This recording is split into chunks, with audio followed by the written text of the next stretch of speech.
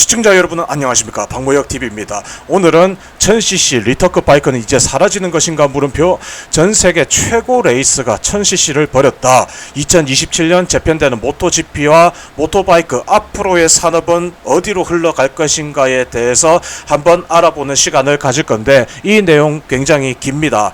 길지만 중간중간에 정말이지 재미난 요소가 들어있기 때문에 우리 또 바이크 덕후 형님들 보시면은 정말이지 재미난 내용 될 거니까요. 내용이 기니까 형님들 치킨 한 마리 시켜가지고 스킵하지 말고 그냥 쭉 보십시오. 중간에 튀어나오는 재미있는 요소들 꼭 형님들을 붙잡아 둘 만한 그런 구성으로 진짜 시간 많이 들여가지고 준비했으니까 잘 봐주시길 바라겠습니다. 요 내용은 이제 직전 아직 올리지 않은 영상이 될 겁니다. 이거 올리고 바로 저기 이어서 올라갈 거기 때문에 만약에 이 직전 영상을 안 보셨다면은 약간의 시리즈물이니까 이어서 보시면은 요런 식으로 이어지는구나를 알 수가 있고요. 굳이 그거를 안 보시더라도 이번 편에서는 그러한 부분도 제가 수용을 했습니다. 무영맨이 하는 이야기가 너무 좀 고급 스킬을 갖다가 이야기하는 것 같아가지고 조금만 눈높이 좀 낮춰졌으면 좋겠다 하는 그런 이야기도 있어서, 이번에는 바리니 분들도, 바이크에 관심이 있는 바리니 분들도 이 레이스에 대해서 좀 알아보시겠다 하는 분들, 진짜 재미난 이야기가 들어있으니까 보셔도 됩니다. 스킵 안 하셔도 됩니다. 원래 유튜브가 남들 하는 거 따라해야 조회수도 그냥 꾸준하게 유지되고 하는데, 모르겠습니다. 저는 이 없는 내용들을 갖다가 계속 다뤄내는 창조자이다 보니까 크리에이터가 창조하다는 뜻이잖아요. 저는 진짜 재밌는데 이게 노출이 많이 안 돼가지고 좀 아쉽습니다. 여러분들 그 유튜브 댓글 그 좋아요 누를 때 하이프 기능 있잖아요. 그거라도 눌러주시면은 제 영상이 또 멀리 퍼지지 않겠습니까? 좀 부탁드리겠습니다. 바로 직전에 이제 세계 무대에서 치고받는 QJ 모토와 CF 모토, 과연 최후의 승자는 누가 될까라는 제목으로 녹화를 했습니다. 많은 사람들이 무시하던 중국 브랜드가 모토2 클래스에서 엎치락 뒤치락 하면서 용호상박의 성적을 대고 있는 사실, 그 사실을 가지고 모토GP가 앞으로 어떤 식으로 흘러갈까 하는 미래를 살짝 던져봤습니다. 그런데 모토2 클래스 뿐만이 아니라 모토GP 클래스에서도 뭔가 좀 재미난 사실을 알 수 있었어요. 물론 이제 참가는 하고 있지만 혼다 야마하의 역량이 예전과 같지가 않다. 특히나 모토GP 클래스 같은 경우에는 두카티의 거의 뭐 동무대로 지금 진출을 해 있는 그런 상황이거든요. 그래서 혼다 야마하가 왜 저렇게 죽을 못 쓰지? 나는 그런 생각을 하고 있었는데, 근데 또 이런 식으로 생각해 보면은 다른 생각이 될 수도 있겠다. 왜냐, 850cc로 지금 모토GP가 재편이 될 거거든요.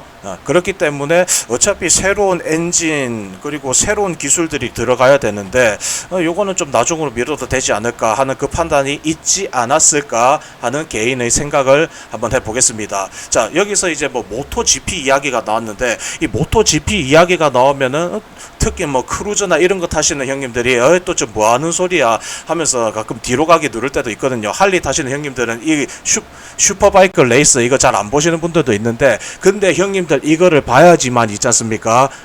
앞으로의 산업 동향이 또 어떻게 흘러가는지, 그리고 어떻게 흘러왔는지 또 알 수 있기 때문에 우리 할리 타시는 형님들, 크루저 네이키드 타시는 형님들도 이거 봐주시면은 재밌을 겁니다. 자, 우리가 기존에 알고 있던 모토GP의 1000cc 엔진이 대출이 되고 이제 새로운 850cc 신형 엔진을 장착하고 당장 내년부터 달릴 겁니다. 근데 1000cc에서 갑자기 850cc로 떨군다고 와 그러는 기고 라고 생각을 할 것 같습니다. 그럼 이제 리터급 슈퍼바이크 시대 끝나는 거야? 근데 요거는 잘 아셔야 됩니다. 무조건 배기량이 낮다고 해가지고 그걸 못 내는 게 아니에요. 한 가지 미리 말씀을 드리자면은 모토GP는 그냥 엎치락 뒤치락 하면서 이거 배기량 가지고 계속적으로 고민을 해왔던 그런 역사가 있습니다. 요걸 보시면 돼요. 원래는 모토GP는 500cc 이행정에서 슈퍼바이크 레이싱을 했었습니다. 근데 갑자기 990cc 사행정까지 올라갔죠. 그렇다가 다시 800cc 낮췄다가 다시 지금의 최전성기 황금기를 맞은 1000cc를 갖다가 올렸습니다. 근데 지금 다시 2027년에 850cc로 내려가는데, 간단하게 설명하자면은 500cc 이행정하고 990cc 사행정 이행정하고 뭐 그렇게 기술적으로 봤을 때 아니지 엔진 힘 출력으로 봤을 때 그렇게 어마어마한 차이는 아니라고 해가지고 규정을 갖다가 이렇게 했었는데 근데 500cc하고 900cc하고 이제 그게 혼재를 했던 시절이 있어요. 그런데 이 이행정 기술이 대기 오염을 갖다가 해친다 해가지고 유럽의 환경 규제가 이행정 엔진을 점점 퇴출해 나가고 배출가스 규제를 점점 더 쪼여오니까 야 모토 GPS만 그거 나오면 뭐 하는데 실제로 달리는데 앞으로 타고 다닐 수 있는 걸 갖다가 만들어야지 해서 약간 이제 그러한 부분을 감안을 해가지고 이제 배기량을 갖다가 쫙 올립니다. 사행정 엔진으로 간단하게 이 투사이클 엔진 타보신 분들은 아실 건데 안 타보신 분들은 이행정 엔진이 얼마나 막강한 힘을 내는지 모르실 겁니다. 50cc 뭐 이행정 500cc밖에 안 돼 이렇게 생각할 수 있는데 500cc 이행정이라면 어마어마한 파워를 갖다가 냅니다. 배기량은 작은데 폭발을 갖다가 계속적으로 빵빵빵빵빵빵 치니까 이행정하고 사행정 차이가 뭐냐면 1회전에 한 번 터지는 게 이행정입니다. 빵빵빵빵빵이고 사행정은 흡입 압축 폭발 배기 아시죠? 들었다가 빵 터지고 빵 한번 공회전하고 또 빵 터지고 이러니까 단위 시간 대비 폭발이 많은 이행정 엔진이 엔진 출력이 더 높습니다. 그리고 상대적으로 엔진을 소형화할 수 있기 때문에 이행정 엔진이 더 가볍고요. 단순하게 보면은 500cc에서 990cc로 간 거는 그 산업이 배출가스 때문에 굉장히 만드는 게 어려워졌다. 그 사실이 있습니다. 그래서 이행정 엔진이 퇴출이 된 거예요. 그러니까 어차피 이거 팔아먹지도 못할 엔진 이거 계속 끌고 가봤자 뭐 하느냐. 그냥 그 의미에서 500cc에서 990cc로 간 겁니다. 첫 번째 배기량이 바뀐 것은 이행정에서 사행정으로 넘어가기 위한 산업적 전환이었다. 이게 중요하고요. 근데 제가 이게 정확하게 제가 기억하는 게 이행정에서 사행정으로 넘어가고 리터급으로 갔을 때 이때 이 산업적인 전환에서 결국은 어떻게 됐느냐? 압도적으로 재미난 시대가 열려버리기 시작하는 거예요. 이때 우리의 감성이 충만해지는 그러한 머신들이 개발돼 가지고 나오기 시작할 때요. 야마하에서 아론 등장이 98년도고요. 929, 막 954 하던 혼다의 CBR 시리즈 점점점 이제 리터급으로 가기 시작하죠. 그러다가 GSS R1000이 등장을 하고요. 자 여기 954 또 나오죠. 그래서 이제 990cc 포스트로크 시대를 갖다가 개막을 한 2002년도에는 RC 211V V5인데 이만은 야 이때부터로 생각하시면 됩니다. 02년도부터 쫙 그러고 나서 04년 제가 제일 좋아하는 우리 발렌티노 로시 형님. 어렸을 때 뭣도 모르고 그냥 일단 채널 돌리다가 보면은 그 뒤쪽으로 가다 보면은 골프 채널 나왔다가 그다음에 낚시 채널 나왔다가 그다음에 이제 그냥 뭐라 시보롱 되는지 모르겠어. 막 이탈리아로 빠라바라바라 하다가 근데 딱 이 단어 하나는 기억나겠어. 팔레티노 로시 하는 그거는 갖다가 귀에 착착착 들어왔지. 중학생 때부터 그냥 모토GP에 빠져가지고 그거 보면서 손에 땀을 쥐면서 우와 멋있다 하고 있어요. 그 시절에 나왔던 바이크가 아론이란 말이에요. 그래서 저의 첫 리터급 바이크도 R1이었습니다. 제일 대배기량 간 슈퍼바이크 스포츠 바이크는 하야부사긴 하지만 어쨌든 제 마음속에 발렌티노 로시라는 우상이 이렇게 딱 나와가지고 시절을 씹어 먹을 때가 04년도 제가 이제 중학교 들어갈 때예요. 그런데 중간에 모토GP가 한번 트롤 짓을 합니다. 야 990cc 야 이거 너무 빨라진 거 아닌가 해가지고 출력도 빠르고 최고 속도도 너무 빠르게 나온다 해서 안전 문제 때문에 그냥 단순하게 안전 문제 때문에 좀 배기량 낮추자 해가지고 800cc로 내려갔습니다. 연료 사용량도 제한됐는데 어쨌든 중요한 것은 안전하고 속도 억제였는데 지금도 마찬가지로 기술력이 너무 발전돼가지고 야 이거 1000cc 이거는 너무 위험한 거 아이가 해가지고 850으로 줄이는 것도 비슷한 이유기는 한데 이따가 이 진짜 이유에 대해서는 이따가 또 말씀을 드릴게요. 자, 그때 당시에 왜 800cc는 실패를 했는가? 그냥 단순 배기량 줄이면은 뭐 속도가 줄어들겠지 했는데, 근데 제조사들은 안 그랬거든. 그때 당시의 제조사들이 막 1000cc 하고, 그리고 그때 가와사키하고 그리고 혼다, 스즈키가 속도 전쟁에 미쳐 있을 때요. 야마하도 뭐 그렇긴 한데 어쨌든 이 속도 전쟁에 미쳐 있을 때 누가 먼저 오버 300km를 갖다가 내는가 해서 계속적인 속도 전쟁 미친놈들이 나올 때가 딱 그 시절인데 배기량을 줄이니까 어때? 그때 사람들이 막 장난 아닌 시절인데, 그러니까 800cc로 가니까 뭐 속도를 줄이라고 뭔 소리요 해가지고 그냥 초고회전 엔진을 갖다가 만들어 버립니다. 모토GP 머신으로다가. 의미가 없잖아. 그때 나왔던 차들이 GGR하고 하야부사인데 1세대들 나올 때가 그렇게 속도 전쟁에 목말라 있던 사람들, 하야부사하고 GGR의 진짜 맞짱은 사실 2세대거든요. 2세대. 근데 그 2세대 때 막 하야부사 2세대 나오고 GGR 2세대 나오고 해가지고 누가 더 빠른지 또 겨뤄보자. 물론 그때는 시속 299로 좀 합의는 봤지만 그래도 그래 그럼 공기 역학적으로 누가 더 안정적으로 시속 300을 갖다 내놔보자 해가지고 하야부사가 공기 뭐 저항 뭐 제로로 하면서 한참 마케팅할 때 그때 아니야. 근데 그런 시절인데 800cc로 도로 줄라라고 하니까 얼마나 기가 막히게 있습니까. 그래서 그냥 극단적인 고출력 엔진을 그냥 내버립니다. 그리고 그거 대신에 또 우리 할 수 있는 짓거리가 뭐 할까. 그때부터 전자제어 기술력이 급격히 발전하기 시작한다. 그러니까 모토GP가 지향하는 지향점은 F1하고 좀 약간 비슷해요. 이 머신보다는 선수 개인의 역량을 갖다가 좀 집중을 해가지고 이렇게 좀 치고받는 이러한 재미를 갖다가 추구를 하는 게 모토GP하고 F1의 그런 성격이에요. 그러니까 F1도 규정이 좀 까다롭지 않습니까? 그런데 막 전자제어 갖다 막 올리고 하니까 이 막 장비빨 아니냐 뭐 이런 소리가 들 때가 바로 저 때란 말이야. 그렇게 배기량을 줄이는 대신에 기술 집약적으로다가 또 제조사들이 계속 돈 투자하고 하니까 어떻게 돼버렸느냐. 기술적으로 발전을 했어요. 근데 경기는 더 재밌어지지 않았다라는 평가. 이게 800cc 시대가 오래 가지 못하고 다시 1000cc로 가버리게 되는 겁니다. 뭐 800cc 뭐 배기량만 단순 줄한다고 되는 거 아니었다. 느려지지도 않고 안전해지지도 않았고 싸지지도 않았다. 오히려 중소 개발팀들이 좀 타격을 입을 때다라는 그런 평가가 있었다고 합니다. 그래서 가만히 생각해 보면은 저때 잠깐 그 시기를 말씀 안 드렸구나.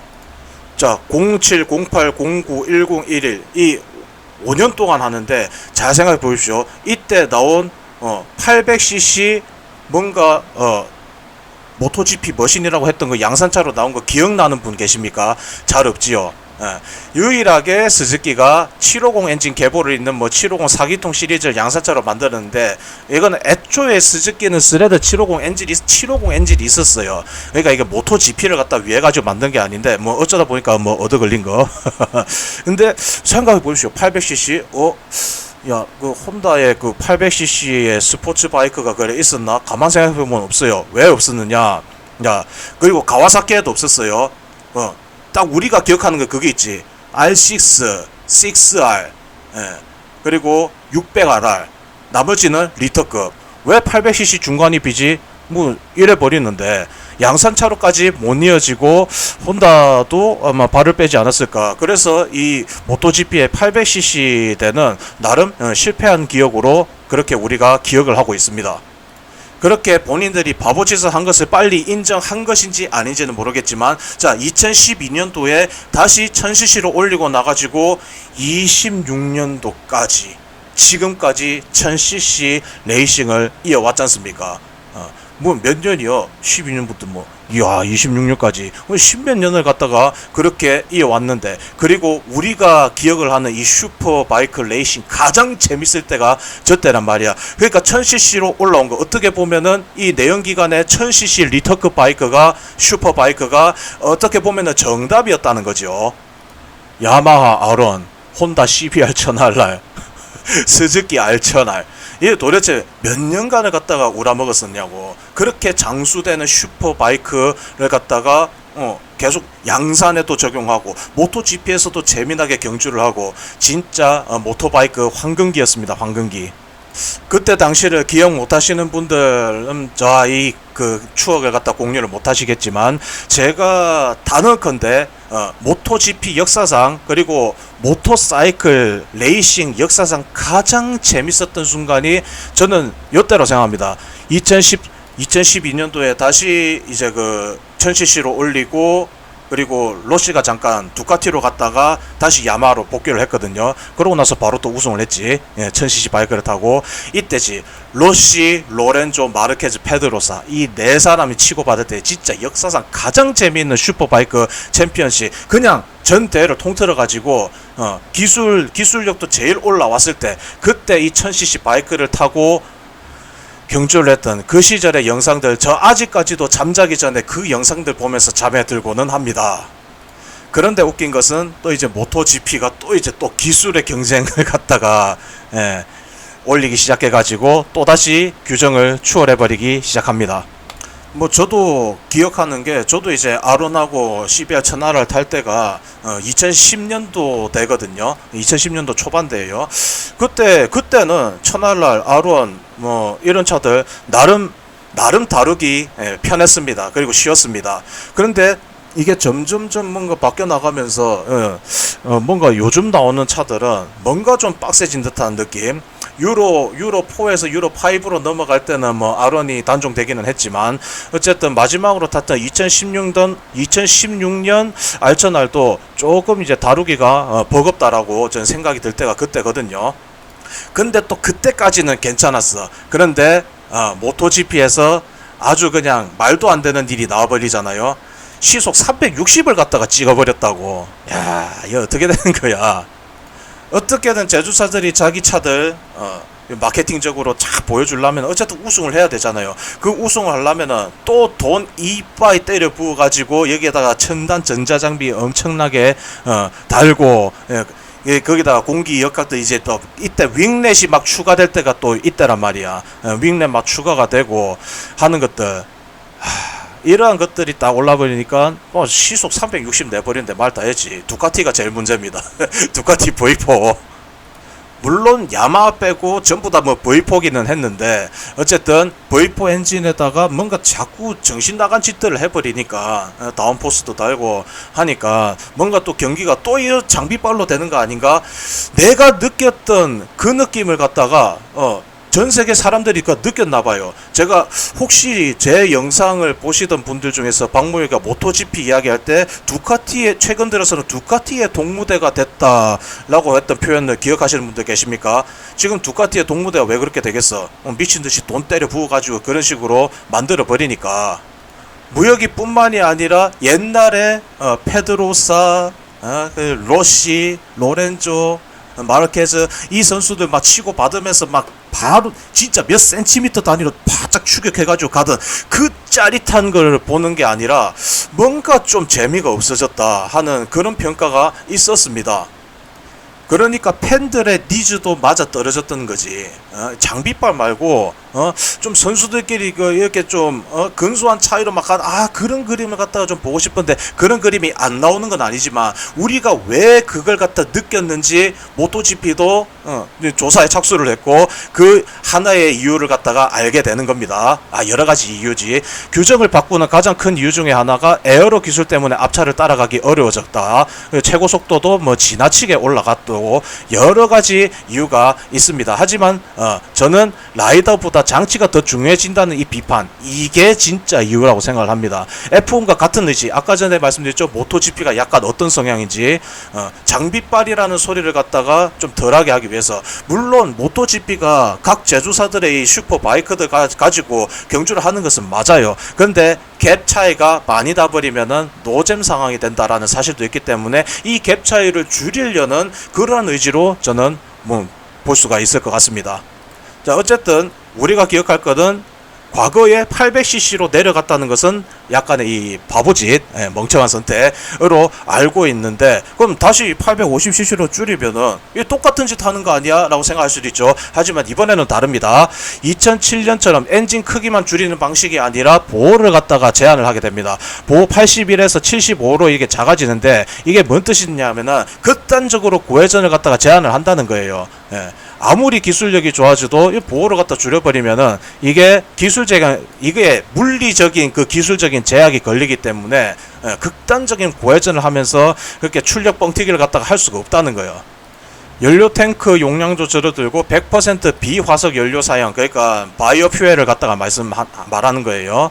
여기에 공기 역학 장비를 축소, 윙렛의 크기를 제한했다 하고, 홀샷 및 라이트 하이트 장치를 금지한다. 홀샷은 이제 앞에 이제 처음 출발할 때 이제 다운시켜 가지고 이제 빵 튀 나가는 건데, 그것도 없이 그리고 라이트 하이트, 이것도 뭐 코너를 돌 때 돌아가는 그 장치, 그것까지 신경 쓸 필요가 없어요. 그냥 간단하게 전자 제어 장치, 전자 제어 장치, 그리고 뭐 기타 다른 장치들을 좀 최소화하면서 우리 좀 인간적인 레이싱 맛을 갖다가 좀 느껴보자, 장비빨 말고, 그걸 갖다가 주장을 하는 거라고 볼 수가 있겠습니다. 그렇기 때문에 2027년 규정은 핵심이 단순히 150cc 줄이는데 있지가 않습니다. 따지고 보면 모토2 클래스도 767cc니까 모토2 클래스랑 모토 GP 클래스랑 뭐 기적적인 차이는 없는 그러한 상황이 돼버렸습니다. 약간 모토 GP를 약간 모토 2화 시키는 그런 느낌이 없지 않아 있는데, 모토 2는 차대하고 엔진하고 뭐 거의 같은 놈, 그 놈인 것들을 쓴다고 보시면 됩니다. 물론 이제 모토 GP는 각 제조사들이 우리는 이거야 하는 아이덴티티를 보여줘야 되는 그 장이기 때문에 당연히 모토 2하고는 그 결이 다르지만, 일단 정신은 아시겠죠? 사람이 중요하다. 자, 앞서서 날개 크기가 이제 문제가 된다고 했는데, 이게 뭐냐면은 제가 이제 작년에 이제 이크바 모토쇼 갔을 때 찍어왔는데, 뭐라고 해야 되냐, 좀 약간 이질적인 느낌이 들 정도로 과도한 이 윙렛, 뒤에 또 날개를 보십시오. 이런 것들 어떻게든 이 다운포스 만들어 가지고 오토바이 눌러 가지고 안정감을 주려고, 최고 속에도 이게 유리하잖아요. 요러한 곳곳에 이런 짓들을 했는데, 봐요, 옆에도 달려 있어. 이러한 것들을 보면서 뭔가 좀 기괴하다, 무엇보다는 약간 기괴하다라는 그런 느낌을 받았었는데, 그 이유가 다 있더라고. 이게 다 이제 속도 경쟁에서 나온 산물이긴 하지만, 모토GP는 이게 dirty air라고 해가지고 더러운 바람요. 예, 쉽게 말해서 이 공기 역학 장치를 갖다가 쓰는 거는 좋은데, 이게 뒤 선수한테 영향을 준다고. 바람이 별거 아닐 것 같죠. 뭐 쇼트 트랙이나 아니면 마라톤을 하거나 앞에 가고 있는 사람 뒤에 바짝 붙어가지고 공기 이렇게 막아주고 하면은 그러면은 무슨 효과 생기냐? 뒤에 있던 후발주자가 또 이제 선두주자를 갖다가 좀 치고 나갈 수 있는 그러한 역전의 기회도 생기잖아요. 근데 이렇게 비정상적으로 다운포스를 만들어내는 요 녀석들을 갖다가 만들어내가지고 더티 에어가 발생을 하니까, 뒤에 따라오던 라이더가 앞으로 치고 나가면서 이렇게 추월해나기가 어렵게 돼버렸다. 원래 그 묘미가 있잖아요. 옛날 모토GP를 보면은 바짝 추격하다가 바로 옆으로 착 가가지고 쫙 이렇게 코너에서 탈출해 나가는 그런 것들을 많이 봤는데, 요즘 모토GP에서는 약간 그런 것들을 좀 못 본 것 같다 해서 원인 분석을 해가지고 나온 것들이 여기입니다. 더티 에어가 발생을 해버린다. 이게 앞에서 이제 자기는 이제 다운포스를 누르는데, 이 공기의 흐름을 아주 심하게 흐트린다. 그래서 뒤에 있는 바이크는 다운포스도 얻기 어려워지고, 바람이 여기저기 이상한데 쳐맞으면서 바이크가 불안정해진다 하는 그런 평가가 있었습니다. 그거 어디서 많이 봤는데, F1 경주에서 막 뒤에 이제 그 날개 왔다리 갔다리 하고 하는 그런 기술들 금지시킨 거, 그게 다 이유가 있었던 거예요. 자, 목표는 분명합니다. 직선 최고 속도와 공력 기술 경쟁을 조금 줄이고, 라이더들이 서로 더 가까이 붙어서 싸울 수 있게 하겠다는 거. 이게 애초에 모토GP의 그 정신이다, 이렇게 볼 수가 있겠습니다. 바짝 붙어서 딱 추격하다가 막판에 쫙 해가지고 가는, 이것 때문에 제가 중학생 때부터 모토GP를 봐왔던 거고요. 자, 여기서 차고 조절 장치 한 번 더 나오는데 간단하게 뭐 출발할 때 뭐 코너 탈출할 때 차체를 낮춰주는 그런 장치라고 보시면 되겠고요. 자, 여기서 850cc가 되면 그러면 얼마나 느려질까? 지금 뭐 기술이 360km까지 나와 버리는데 그냥 적당하게 한 300에서 한 320 정도 나오지 않을까가 제 생각입니다. 물론 이게 양산차에 다 들어가는 그런 기술이 아니고 프로토타입으로 들어가는 거잖아요. 모토GP 850cc 엔진이 당장에 이렇게 산업으로 나온다라고는 볼 수는 없지만, 근데 중요한 거 봐요. 지금 이 850cc 우리가 좀 주목해서 봐야 되는 이유가 있습니다. 자, 앞으로의 슈퍼바이크 엔진은 어떤 것들이 우세해질까가 제가 분석을 했던 영상들이 있는데, 그 영상에서 저는 지금 이제 4기통 나올 것이다. 유로 6건 유로 7이건 중요하지가 않게 돼버렸다. 이미 그런 것들을 극복할 수 있는 기술력들이 있기 때문에. 그런데 중요한 것은 인라인 4기통보다는 V형 4기통이 훨씬 더 열 연소 효율이 좋기 때문에 환경 규제 맞추기가 더 쉽다. 그렇기 때문에 앞으로의 고배기량 엔진은 V4 형식으로 갈 가능성이 매우 높다. 혼다 봐라. 지금 V3 엔진 나오지 않느냐. 근데 이 V3 엔진 나온 게 참 재밌게도 리터급으로 나오지 않고 900cc로 나왔습니다. 800땡땡cc요. 이게 뭘 뜻할까? 리터급이 아니고 8땡땡cc다. 혼다가 양산차에 판매하고 있는 V4 보셨습니까? 폰다가 양산차에 V4가 아니고 V3 먼저, 그리고 배기량도 낮춰가지고 800 뭐 땡땡땡으로 맞춘다. 이게 뭘 의미하느냐? 이미 기술력은 갈 때까지 갔습니다. 1000cc 그것도 넘어봤자 의미가 없고, 좀 무게 좀 줄이고 우리가 다루기 용이하게 만들어가지고 3기통에서 지금 아직 출력 공개는 안 됐지만 3기통에서 전자식 과거기 딱 달아가지고 슈퍼차저 느낌을 한번 맛봐라. 슈퍼차저 대신에 우리는 전기식으로 갖다가 터보를 갖다가 낸다 하는 그 설계 뭘까? 왜 그럴까? 굉장히 궁금했었는데, 모토GP도 저렇게 이제 배기량을 갖다 줄여가지고 저렇게 다시 경쟁을 시킨다. 이거하고 좀 맞물려 가는 거 아닌가 싶기는 하죠. 근데 V3가 모토GP에 들어갈 가능성은 낮습니다. 대신에 이거는 확실합니다. 배기량이 점점 낮아지고 있는 거는 이유가 있습니다. 자, 리터급 바이크도 당연히 계속적으로 만들어나겠죠. 근데 이 배기량이 높은 바이크들은 만들어내는데 생산 단가 원가가 높아집니다. 배기량을 줄이면은 당연히 배기량 줄어들 만큼 이 원가 마진율이 낮겠죠. 그러면은 소비자들한테 더 저렴한 가격에 풀 수가 있고, 그럼 더 저렴한 가격, 점점 더 리터급 바이크를 타기 힘든 그런 시점이 된다고. 비닉빈 부익부가 점점 전 세계적으로 심화되고 있는데, 그래서 인기 있는 클래스가 어디 있느냐? 쿼터 미들에 있었다. 점점 배기량은 줄어들고 가격은 또 합리적인 상황이 되어야 되기 때문에 좀 이 전 세계 제조원들이 리터급, 오버리터급 개발보다는 쿼터 미들 좀 많이 나갔다 하는 것들은 800cc로 지금 맞추려고 하고 있는 그러한 느낌들을 굉장히 오래전부터 받았습니다. 이게 만약에 모토GP하고 같이 들어간다면 재밌을 것 같아요. 왜냐? 기업은 이윤을 남겨야 되기 때문에. 앞으로의 유로 6, 유로 7 시대를 열 건데 어떻게 될까? 새로운 엔진을 갖다가 다시 개발을 하고 다시 레이스에 나가야 되는데 이 엔진 만들어 가지고 버린다? 글쎄요.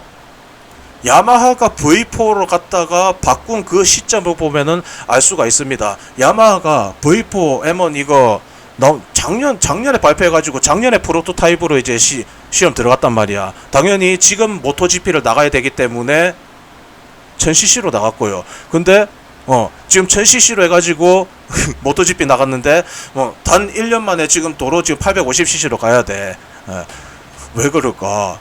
당연히 시험 때문이었겠지요. 1000cc로 일단은 당장 이제 좀 나가가지고, 왜냐면은 그동안에 야마하가 인라인 4기통만 만들다가 지금 이제 V4를 갖다 만든 거잖아요. 물론 V4 기술은 그 이전에 뭐 크루저도 있었는데 이거 다 집어치우고 슈퍼 스포츠에 이렇게 이제 V4 엔진을 갖다가 장착해가지고 나오는데 여기에 상당한 의미가 있다고 보시면 될 것 같습니다. 봐요. 2025년도에 프로토타입 공개를 했는데, 근데 2026년도에 팀 전체가 새로운 V4를 갖다 맛본다 해가지고 지금 들어갔어. 황당한데? 왜? 다음 년도면 배기량이 850으로 바뀌었는데, 당연히 V4를 이제 기술 이 기술적으로 한계를 갖다가 시험을 하고, 그 다음에 850cc에다가 적용하는 거, 요렇게 보시면 되죠. 간단하잖아요. 완전히 헛수고는 아니다. V4 엔진의 진동과 냉각, 흑배기, 크랭크 회장 방향, 뭐 기타 등등 요거를 850 V4를 만들 때도 상당 부분 활용할 수 있다. 1000cc로 실전 시험대로 쓰면서 850cc 시대에 필요한 수업을 미리 받고 있는 셈. 어쨌든 야마하가 V4 하고 있고요. 혼다는 대놓고 이제 양산형 V3 카드를 갖다가 꺼냈고요. 물론 이 V3가 모토GP를 갖다 위해 가지고 만든 건 아니겠지. 근데 이걸 또 생각해보면 아무 관계가 없는 게 아니에요.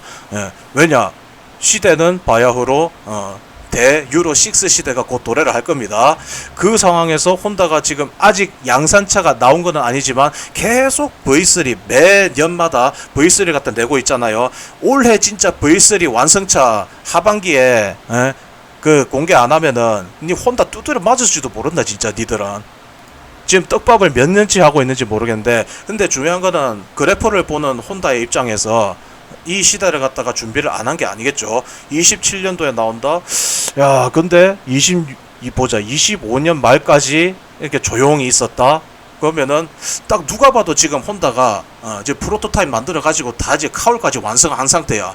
근데 안 보여주고 있어. 26년도에 26년도에 터뜨릴 거래. 근데 27년도에는 모토GP에 배기량 제한이 들어간다.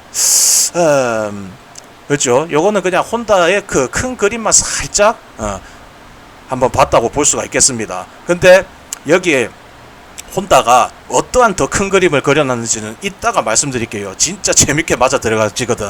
아, 혼다가 850cc 시대를 갖다가 좀 많이 준비를 했었구나 하는 대목을 볼 수가 있습니다.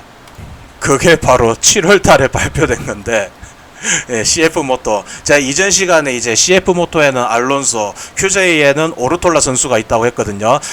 이 자강두천, 천재예요, 천재. 지금 모토3 클래스에서도 좋은 성적, 모토2 클래스에서도 좋은 성적을 갖다 올려내고 있고, 이 두 선수가 중국 브랜드의 이 스폰을 받으면서 엎치락 뒤치락 1등 2등 막 이러고 있다. 근데 이 CF 모토의 알론소가 지금 혼다로 갑니다, 내년에. 알론소는 모토3에서 압도적인 성과를 내고 모토2에서도 빠르게 우승 경쟁력을 보여준 이 대단한 선수가 2026년 7월 혼다는 알론소와 단연 계약을 맺고 2027년 모토GP로 승격시키겠다고 공식 발표했다. 내년에 그냥 정글에다가 이 신의 선수를 갖다가 집어 던질 거라는 거예요.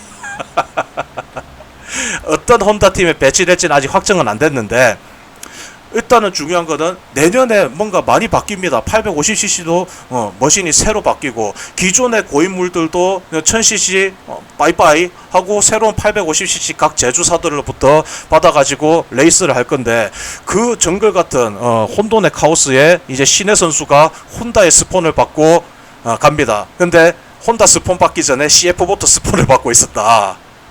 물론 이 개인의 그 생각이 무슨 생각인지 알 겁니다.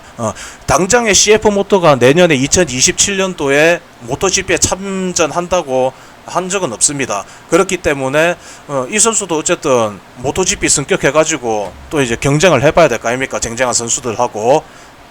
붙잡아둘 명분이 없다는 거예요. 붙잡아둘 명분이. 앞으로 뭐 우리가 모토GP 뭐 언제 보낼 거야 하는 그 CF가 알론소를 잡아둘 수 있는 명분이 없었다. 알론소는 모토GP로 갔다. 그렇게 보시면 되겠습니다. 반면에 아직은 QJ에는 이반 오르톨라가 있는데, 이 오르톨라 선수가 어떤 선택을 하는지에 따라 가지고 좀 재미난 이야기를 갖다 좀 해볼 수 있을 것 같습니다. 왜냐면은 이 선수가 처음부터 막 모토2에서 막 이렇게 막 우승하고 그게 아니라 점점 계속 우상향을 하는 그런 선수예요. 처음에 나왔을 때 저도 이제 팔이 안으로 굽는다고 이 선수 되게 응원을 많이 했는데 성적을 갖다 못 내더라고. 에이씨 나가린가 하고 있는데 오씨 갑자기 포디움 올라가기 시작하더니까 최근 3경기에서 우승을 갖다 2번을 했습니다. 2번을.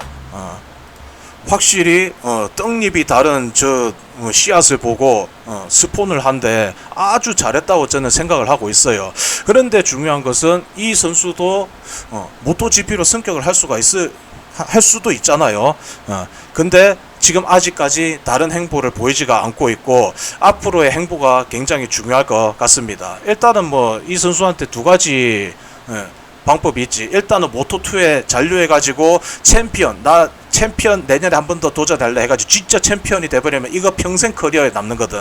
근데 모토GP 지금 만약에 제한이 들어왔다, 이거 뿌리치면은 그럼 다음에는 언제? 왜냐면은 이 모토GP도 한 번 팀 꾸릴 때 지금 혼다, 야마, 아프릴리아, KTM, 두카티 해가지고 이 5개 브랜드가 서명했어. 장기계약 서명을 했어. 그리고 팀도 11개 팀이 지금 이미 확정이 됐어요. 여기서 이제 팀도 추가하고 뭐하고 하는데 좀 굉장히 뭐라고 할까, 좀 힘들다고 하거든. 저 그렇게 알고 있거든요. 추가가 되고 하는데 뭐 심사도 다시 받아야 되고. 그렇기 때문에 지금 그냥 만약에 기회가 주어졌다면은 바로 갈 수 있는 그런 기회도 있는데, 근데 저는 잔류를 하는 것이 오히려 더 뭐라고 할까, 영리한 판단이라고 볼 수 있을 것 같습니다.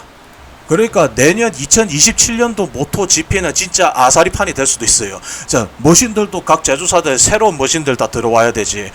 그리고 타이어도 뭐였지? 브리지스톤에서 피렐리로 지금 가거든요. 공식 타이어가. 이 타이어 별거 아닐 것 같은데 이 타이어 브랜드 하나 바뀌는 것만으로도 챔피언이 바뀝니다. 타이어 굉장히 중요합니다. 굉장히. 지금 모토GP 달리고 있는 뭐 마르케즈, 브라드스부터 해가지고 이 선수들 전부 다 새로운 타이어 그리고 새로운 머신 가지고 처음부터 다시 해야 되는데, 요런 혼란 속에서 신인이 베테랑하고 경쟁을 한다. 아, 어떻게 될까? 만약에 정말 만약에 저 대형 괴물들한테 껴가지고 자기도 이제 이 선수도 새로운 머신 경험해 볼 거 아닙니까? 제대로 된 성적을 낼 수 있을까? 그게 걱정이거든. 거기서 만약에 제대로 된 성적 못 내다가 모토GP 하위권이면 모르다가 머물다가 있다 보면은 스폰도 제대로 못 받고 뭐 그렇게 될 수도 있죠. 그렇기 때문에 만약에 이제 QJ에서 앞으로의 이 V4 850cc 엔진에 대한 그 개발 계획이 있고 앞으로 모토GP 출전도 어느 정도 해 나갈 것이라는 것을 갖다가 알려주면서 돈으로도 잡을 수 있다 한다면은, 저는 가급적이면 이 오르톨라 선수를 갖다가 최대한 모토2에 한두 시즌 정도는 잔류를 시키고 그 다음에 모토GP 어느 정도 안정화됐을 때 그때 투입을 시키는 게 좋지 않을까 하는 그런 판단입니다. 그래야 뭔가 이야기가 앞뒤가 맞아 떨어지거든요. 뭐 한다고 모토GP 아니 모토2 클래스에 저희 시내 가장 유망주들을 갖다가 중국 두 브랜드가 돈을 갖다 막대한 돈을 지불하면서 저 두 선수를 붙잡고 있었겠냐고. 이 두 브랜드도 어쨌든 앞으로 모토GP를 가야 되기 때문에, 그리고 증명을 해야 되기 때문에, 그렇기 때문에 저 선수들을 키워왔는데 그 전 선수들 갖다가 뭐 붙잡아둔 명분도 없고 그냥 날려버린다. 에이, 죽 써서 개 주는 꼴이 돼버린 거죠. 아, 죽 써서 개들은 아니지. 죽 써서 용 들였네. 앞으로 누가 먼저 이제 모토GP 클래스로 올라갈지는 모르겠지만 저는 가장 유력한 후보는 당연 QJ하고 CF가 될 것 같습니다. CF 모터 같은 경우에는 V4 SRR 맞나? 그거를 갖다가 딱 보여주면서 우리 시속 313 넘었어 하는 거 보여줬잖아요. 공도용이라고는 하는데, 근데 이제 중요한 거는 그 차는 도로 못 달리는 차고 QJ는 지금 도로를 달리는 차들 갖다가 딱 전 세계에 수출을 하면서 이 차들이 지금 유럽을 갖다 달리고 있습니다. V4 지금 크루즈에다가 달아놨다고요. 근데 우리는 이렇게 생각할 수 있어. 야, V4면은 이 뭐 고출력에 회전수도 높고 이거 당연히 R차에다가 집어넣어야 되는 거 아닌가라고 생각을 할 수도 있는데, 근데 이걸 갖다 먼저 크루저에 막 처음부터 막 200마력 막 이렇게 하면서 올라가는 것보다는, 제가 QJ 모터가 좀 약간의 보수적인 회사라고 했잖아요. 내구성이 일단 받쳐줘야 된다. 그리고 데이터 기반으로 움직이는 회사이기 때문에 데이터 수집을 먼저 해봐야 된다 해가지고 출력도 약간 제한을 해가지고 일단 근데 561cc에 크루저가 70마력 되면은 이 빨려 들어가는 이 느낌이 상당할 텐데, 어쨌든 크루저에 이제 먼저 V4 양산차를 갖다가 먼저 내보냈다. 요걸 이제 중요하거든요. 나중에 이제 모토GP 클래스에 이제 배기량 올라간 90도 V4 엔진이 들어가는 거, 그건 이제 뭐 나중 문제긴 한데, 이것도 약간의 양산 계획을 갖다가 집어넣고 가지 않았냐. 그렇게 칠 것 같으면은 요것도 이제 계획에 두고 있으니까 앞으로 V4 레이싱 앞으로 850cc 줄어도 우리 새 엔진을 갖다 개발해야 돼. 그때 누가 탈 건데 해서 좀 열심히 막대한 돈 들여가지고 키워놓은 그 선수가 그 머신을 또 타준다면 그것만큼 경사가 또 어디 있겠습니까? 그래서 2027년도 이후부터는 약간 이제 중국 제조사들도 기회가 다시 한번 주어진다고 볼 수 있겠습니다. 어쨌든 저 제조사들, 기존의 그 5 제조사들, 두카티, 혼다, 야마, KTM, 아프릴리아 전부 다 새 엔진을 갖다가 개발을 해가지고 지금 시험을 갖다 해야 되잖아요. 그러면은 출발 선상이 같을 수는 없어요. 그동안에 그 오토바이 만들어 온 역사가 다르기 때문에 같을 수는 없지만 그래도 비슷한 선상에서 출발은 같이 해볼 수가 있으니까 제가 봤을 때는 850cc V4 엔진 개발 들어가 있고 모토GP 향해 가지고 정진을 하고 있을 것으로 저는 그렇게 보고 있습니다. 물론 지금 이 모토GP에서 850cc 엔진이 양산차까지 이어질지는 미지수지만 근데 지금의 산업 동향을 갖다가 보면은 맞아 떨어져요. V4 기술이 앞으로의 이 환경 규제를 대체를 하는 그런 산물이 될 것이고 마침 아다리 맞게 이미 야마하고 혼다가 준비를 하고 있었다. 두카티 같은 경우에는 일단은 850cc 파니갈레 V2로 해가지고 양산이 아니고 프로토타입으로 지금 연습을 하고는 있다고 하거든요. 그런데 외신들이 보도를 할 때 V2 애매한데 V4 새로 개발해야 될 낀데 지금 그렇게 하고 있어서 아직 확정은 아닌 상황이 돼버렸습니다. 과연 모토GP에서 지금 전 세계 라이더들의 니즈를 충족시키는 다운사이징 엔진 플러스 그 환경 규제를 만족시키는 V4 850cc 엔진을 보급을 할 것인지 굉장히 기대가 되는 부분입니다. 제가 그걸 또 이제 QJ모토 글로벌 홈페이지에 들어가 보면은 오버리터급 R차가 있었는데 그것도 그냥 빼버리고 지금 900cc급들 유럽 판매 모델도 리터급은 보급 안 하고 900cc하고 800cc 지금 이렇게 지금 주요 기종으로 나가고 있거든요. 어떻게 보면 이 배기량의 제한도 어느 정도 이런 산업에 갖다가 막대한 영향을 주고 있으니까 나는 이게 왠지 이번에 인라인 사기통이 아니라 V4 850cc 엔진이 합리적인 가격에 앞으로 또 나온다면 이 또 세상 어떻게 뒤집어질지 모르겠다. 이미 나왔잖아요. 561cc의 V4 엔진 나왔는데 그래서 보호 더 올라간 스포츠 바이크 못 만들란 법이 없거든요. 그래서 앞으로 이렇게 모토GP는 지금 돌아가는 산업 동향과 맞물려 가지고 좀 더 시너지를 내는 그런 시대가 되지 않을까. 물론 리터급이 아예 사라진다는 거 아닙니다. WSBK가 아직 규정 안 바꾸고 지금 1000cc로 가고 있지 않습니까?